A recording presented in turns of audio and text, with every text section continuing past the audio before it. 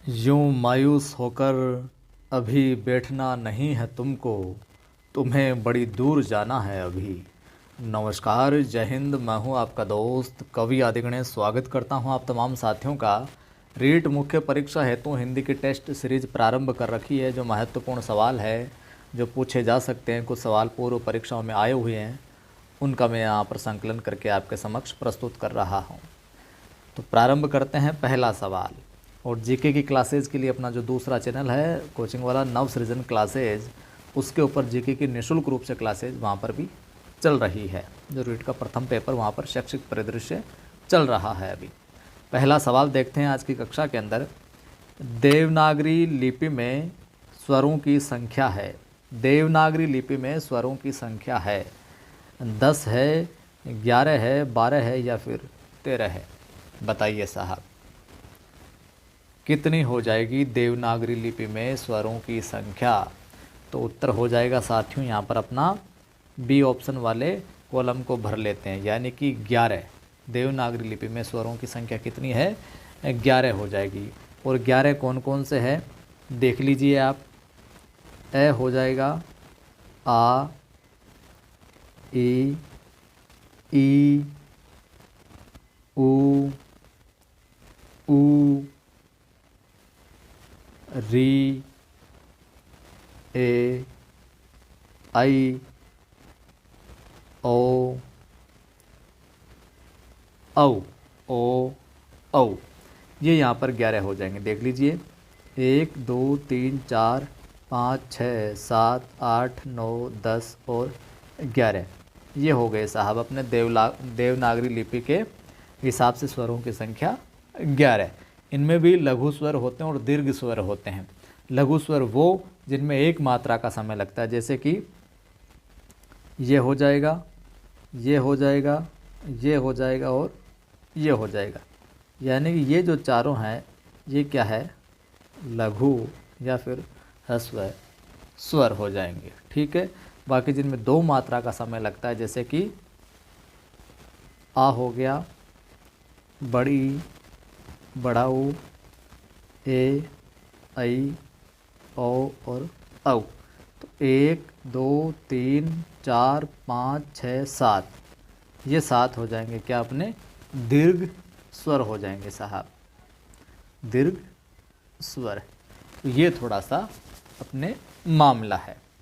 तो स्वर तो 11 हो जाएंगे और व्यंजन आपसे पूछ ले तो 33 हो जाएंगे। चलिए अगला सवाल। अगला सवाल है साथियों, उच्चारण स्थान की दृष्टि से, उच्चारण स्थान की दृष्टि से इनमें से कौन सा व्यंजन तालव्य है? तालव्य व्यंजन बताना है। तय है, प है, जय है या फिर व है? तो उत्तर क्या हो जाएगा? उत्तर हो जाएगा यहाँ पर अपना सी। जय जो है ये तालव्य व्यंजन है। जय क्या है? तालव्य व्यंजन। और बाकी जो है, जैसे कि तय हो गया यहाँ पर, तो तय क्या हो जाएगा? तय हो जाएगा आपके दंते। और प क्या हो जाएगा? औष्ठे। और जय हो जाएगा अपने ऊपर बात करी ली है हमने तालव्य की। और जय तालव्य कैसे हो जाएगा? क्योंकि इसमें जो चय वर्ग पूरा है, चय, छ, जय, झ, ये पांचों के पांचों जो है अपने तालव्य के अंदर आ जाएंगे और पै वाला अपने औष्ठे में आ जाएगा। ठीक है बात। चलिए अगला सवाल। ये सीरीज़ आपको अच्छी लगती है तो वीडियो को लाइक ज़रूर किया करें, आप सभी मित्रों को शेयर भी किया करें ताकि वो भी जुड़े। और पहली बार जो बंधु देख रहा है, चैनल को सब्सक्राइब करना, घंटी वाले निशान पर क्लिक करना, ऑल पर क्लिक करना, ताकि हर वीडियो की आपको सूचना मिलती रहे। व्याकरण में संधि का अर्थ है, या यूँ कहें कि व्याकरण के अंदर संधि की परिभाषा क्या होगी? दो शब्दों का मेल, दो पदों का मेल, या प्रथम पद के अंतिम तथा द्वितीय पद के प्रथम वर्ण में मेल, या वर्ण तथा शब्द का मेल। तो कौन सा विकल्प यहाँ पर ठीक होगा व्याकरण की डेफिनेशन के लिए, व्याकरण की परिभाषा के लिए साहब? बताइए। तो यहाँ पर उत्तर हो जाएगा साथियों सी विकल्प। कौन सा? सी। प्रथम पद के अंतिम तथा दूसरे पद के प्रथम वर्ण में मेल या फिर दो वर्णों का मेल, यूँ भी आ सकता है। तो सी विकल्प यहाँ पर ठीक हो जाएगा। अगला सवाल देखिए, इनमें से कौन सा शब्द संधि की दृष्टि से सही नहीं है? इनमें से कौन सा शब्द संधि की दृष्टि से सही नहीं है साहब? तो रवि धन इंद्र, रविंद्र, तथा धन एव तथैव, निह धन रोग निरोग, मनः धन ताप मनस्ताप।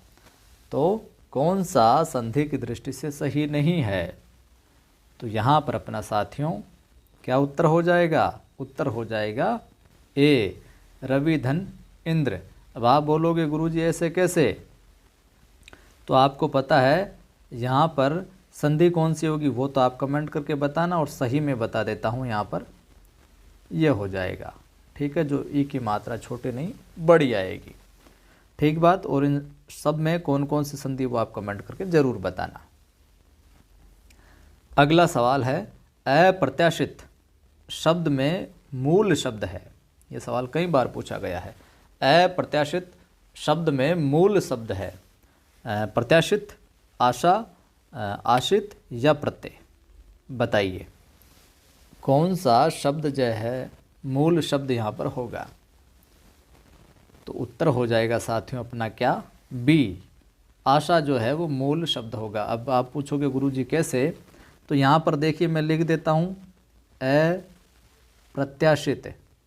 अब इस शब्द को हम थोड़ा सा तोड़ते हैं, इसका विस्तार करते हैं, तो देखिए अ उपसर्ग हो जाएगा इसके अंदर एक, तो ठीक बात। अ उपसर्ग के बाद प्रति उपसर्ग हो जाएगा इसके अंदर। मान लो अ को हटा फिर प्रत्याशित, तो प्रति उपसर्ग हो गया। यहाँ पर प्रत्याशित में कौन सी संधि होगी वो आप बताना, ठीक है, प्रति उपसर्ग हो जाएगा। फिर बचा आशा, मूल शब्द हो जाएगा यहाँ पर, और लास्ट में इत प्रत्यय हो जाएगा, इत प्रत्यय। अब आप है जो निकाल लीजिए, क्या तो प्रत्यय होगा और क्या मूल शब्द होगा और क्या कुछ होगा। तो अ उपसर्ग, अ और प्रति, कई बार शब्द में पूछ ले कि अप्रत्याशित शब्द में कितने उपसर्ग है साहब, या दो उपसर्ग वाला शब्द कौन सा है? तो यहाँ पर अ भी यहाँ पर उपसर्ग है और प्रति भी यहाँ पर उपसर्ग है, दो भी। आशा मूल शब्द, इत है जो यहाँ पर प्रत्यय हो जाएगा बंधुओं। चलिए अगला सवाल देखिए, किस विकल्प में एक से अधिक उपसर्गों का प्रयोग किया गया है? जैसा कि मैंने ऊपर जिक्र किया, इस प्रकार से भी सवाल आते हैं। किस विकल्प में एक से अधिक उपसर्गों का प्रयोग किया गया है?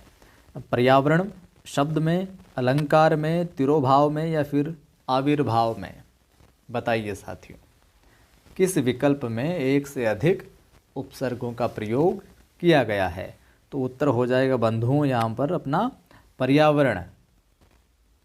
परि उपसर्ग यहाँ पर देखने को मिलेगा और आ उपसर्ग यहाँ पर देखने को मिलेगा आपको। ये परीक्षा में ये सवाल भी आया हुआ है, परिधन आधन वर्ण। अगला सवाल है, कृत प्रत्यय कितने प्रकार के होते हैं? कृत प्रत्यय कितने, देखिए वैसे प्रत्यय पूछ ले तो कृत और तदित, लेकिन यहाँ पर कृत प्रत्यय के और भाग डिवाइड किए गए हैं। तो ये कितने प्रकार के होते हैं? 5, 3, 4 या फिर 6? बताइए साथियों, कृत प्रत्यय कितने प्रकार के होते हैं? अभी तक भी लाइक नहीं किया तो लाइक ठोक दो, साझा कर दो, शेयर कर दो, और बंधुओं को जोड़ लो। आप पहली बार जो देख रहे हैं सब्सक्राइब कर लेना चैनल को। कृत प्रत्यय कितने प्रकार के होते हैं? मैं चाहता हूं कि प्रीट परीक्षा तक अपना ये परिवार 1 लाख से ऊपर है जो बढ़े, आगे निकले, क्योंकि मेरा प्रयास आपको श्रेष्ठ देने का, पूरी ईमानदारी के साथ आप भी प्रयास करें थोड़ा इसको आगे बढ़ाने का। तो कृत प्रत्यय हो जाएगा साहब ए विकल्प यहाँ पर 5। कितने प्रकार सामने आते हैं? 5 प्रकार देखने को मिलते हैं। कौन कौन से? पहला यहाँ पर बात करें तो कृत्रिवाचक, ठीक है। दूसरा हम बात करें यहाँ पर कर्मवाचक। तीसरा हम देखें तो भाववाचक। अगला हम देखें यहाँ पर तो करणवाचक। और 5वां और आखिरी अंतिम देखें हम तो क्रियाबोधक। ठीक है, ये 5 प्रकार हमें देखने को मिलते हैं साहब। अगला सवाल है साथियों अपना, वे प्रत्यय। सवाल है वे प्रत्यय जो संज्ञा शब्दों के साथ लगकर उनके रूप को बदल देते हैं क्या कहलाते हैं। आसान है कि वे प्रत्यय जो संज्ञा शब्दों के साथ लगकर उनके रूप में को बदल देते हैं। कृत प्रत्यय, तद्धित प्रत्यय, अरबी प्रत्यय या फिर फारसी प्रत्यय। बताइए साथियों यहाँ पर क्या उत्तर हो जाएगा अपना।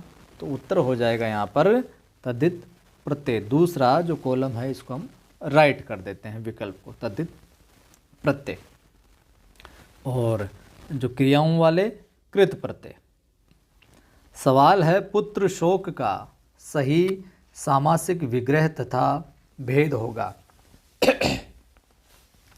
पुत्र शोक का सही सामासिक विग्रह तथा भेद होगा। तो पुत्र में शोक तत्पुरुष समास, पुत्र पर शोक कर्मधारय समास, पुत्र के लिए शोक तत्पुरुष समास या पुत्र और शोक द्विगु समास। तो कौन सा विग्रह और समास का भेद कौन सा ठीक विकल्प होगा बताइए। देखें तो यहाँ हम उत्तर कर देते हैं कौन सा सही, कौन सा हो जाएगा सी नंबर, पुत्र के लिए शोक तत्पुरुष समास। ये यहाँ पर क्या हो जाएगा सही हो जाएगा। चलिए अगला सवाल, आग का पर्यायवाची नहीं है। आग शब्द का पर्यायवाची नहीं है। त्रिधामा, आहूत, अनल, लोहिताश्व। बताइए तो क्या उत्तर हो जाएगा। उत्तर हो जाएगा आग शब्द के पर्यायवाची नहीं है। तो यहाँ पर आग शब्द का पर्यायवाची अपने बी विकल्प नहीं है, आहूत है जो नहीं है। ये यहाँ पर करेक्ट आंसर हो जाएगा। बाकी त्रिधामा, अनल और लोहिताश्व आपको देखने को मिलते हैं। सवाल है निरपेक्ष का सही विलोम है। निरपेक्ष का सही विलोम है प्रत्यक्ष, परोक्ष, सापेक्ष या फिर प्रतिपक्ष। बताइए तो यहाँ अपना उत्तर हो जाएगा सी, निरपेक्ष का सही क्या हो जाएगा सापेक्ष। निरपेक्ष और सापेक्ष ये सही हो जाएगा। ठीक है, तो जैसे कि निरपेक्ष का विलोम सापेक्ष हो जाता है, जो प्रत्यक्ष है इस प्रत्यक्ष का विलोम हमें देखने को मिलता है परोक्ष। प्रत्यक्ष का परोक्ष या फिर प्रत्यक्ष का अप्रत्यक्ष भी देखने को मिलता है, लेकिन निरपेक्ष का सापेक्ष होगा साहब। अगला सवाल है अग्र का विलोम है। अग्र का विलोम है उग्र, पश्च, पीछे या फिर पूर्व। अग्र का विलोम क्या होगा। सही उत्तर इसका आप कमेंट करके बताना। बिल्कुल आसान है, अग्र का विलोम क्या हो जाएगा, बिल्कुल आसान है। सवाल है 13 नंबर कि संध्या और रात्रि के बीच, ये सवाल भी आया हुआ है रीट के अंदर ही आया हुआ है ये सवाल। पहले संध्या और रात्रि के बीच के समय हेतु सर्वाधिक उपयुक्त एक शब्द है गोधूली, शाम, रात या फिर छाया। संध्या का समय और नाइट का समय, इनके बीच का समय क्या कहलाता है, वो कहलाता है साहब गोधूली। जब शाम लगभग ढलने वाली सी होती है, रात्रि का प्रारंभ होने वाला था, उस समय गोधूली आप खेतों से लोग गायें वगैरह अपने पशु वगैरह लेके आते हैं, जो उस समय जो धूल सी उड़ती है ना, जो उस समय का जो समय होता है उसको गोधूली बेला है जो बोला जाता है। आप सब लोग इससे अवगत होंगे। वैसे बहुत अच्छा सवाल है। ग्रंथ और ग्रंथि शब्द युग्म का सही अर्थ है। ग्रंथ और ग्रंथि शब्द युग्म का सही अर्थ है पुस्तक, वेद पाठी, किताब या सिख गुरु, पुस्तक या गांठ, किताब या लेखक। बताइए तो यहाँ उत्तर हो जाएगा साथियों क्या, उत्तर हो जाएगा यहाँ पर बी। ग्रंथ का अर्थ तो हो जाएगा क्या पुस्तक, और जो ग्रंथ है इसका हो जाएगा सिख गुरु। देखिए ग्रंथ यहाँ पर थी बड़ी की मात्रा है, अगर यहाँ पर ऐसे होता मात्र ग्रंथ है तो ग्रंथ का तो क्या हो जाएगा पुस्तक हो जाएगा। समझ में आ गई गुरुजी बात हमारे। अगर ग्रंथ ही होता,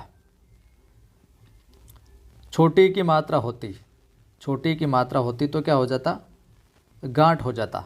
ठीक है, लेकिन यहाँ पर क्या आया है, हमने यहाँ पर सवाल आपसे पूछा ग्रंथी, तो ग्रंथी सिखों का पुरोहित कह सकते हैं या फिर हम यहाँ पर कह सकते हैं गुरु ग्रंथ पढ़ने वाला। गुरु ग्रंथ साहिब को पढ़ने वाला वो कहलाता है अपने ग्रंथी। बड़ी की मात्रा, ये चीज़ आप ध्यान में रखिएगा थोड़ी सी। अगला सवाल है, ऑथराइज के लिए हिंदी पारिभाषिक शब्द है। ऑथराइज के लिए हिंदी पारिभाषिक शब्द है अधिकार, अधिकार योग्य, नियुक्त करना या फिर प्राधिकार देना। बताइए साहब। तो उत्तर हो जाएगा ऑथराइज के लिए पारिभाषिक शब्द हो जाएगा प्राधिकार देना। डी विकल्प यहाँ पर ठीक हो जाएगा। तो साथियों, ये थे आज की कक्षा में कुछ महत्वपूर्ण सवाल। वीडियो को लाइक नहीं किया अभी तो लाइक कर दीजिए आप अभी, और सभी बंधु शेयर करें ताकि और बंधु भी जुड़ेंगे, उनकी भी मदद हो पाएगी। अगर हिंदी की तैयारी करना चाहते हैं तो अपने इसी चैनल को, जिस पर आप वीडियो देख रहे हैं अभी, ये कवि आदि गणेश को, चैनल को सब्सक्राइब कर घंटी वाले निशान पर क्लिक कर लो, ऑल पर क्लिक कर लो। जीके की तैयारी करना चाहते हैं रीट के लिए, अन्य परीक्षाओं के लिए, तो नव अभी जीके की रीट के लिए क्लासेज चल रही है अपनी नव सृजन क्लासेज इस यूट्यूब चैनल के ऊपर, तो इसको आप सब्सक्राइब कर लीजिए। और टेलीग्राम चैनल है अपना कवि आदि गणेश हिंदी नाम से, इसको आप ज्वाइन कर लीजिए। यहाँ पर भी सवाल सूचना में डालता रहता हूँ। यहाँ पर भी 9000 से ज़्यादा है जो साथी जुड़े हुए हैं। ठीक है, जय हिंद। फिर मिलता हूँ। जितना ज़्यादा आप सहयोग करेंगे उतनी ही ऊर्जा के साथ में आपको और कंटेंट है जो और अध्ययन सामग्री मिलती रहेगी।